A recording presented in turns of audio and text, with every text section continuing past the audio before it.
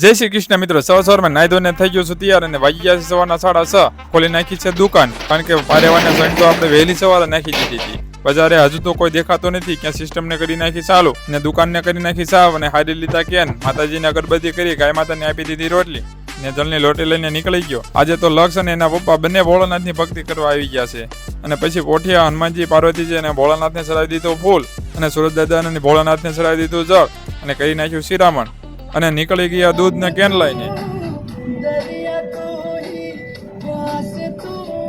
પહોંચી ગયો અને દૂધ ભરાઈ ગયું એટલે નીકળી ગયો પાછો. ઘરે આવીને કાઢી નાખ્યું તરોફામાંથી પાણી અને પી નાખ્યું.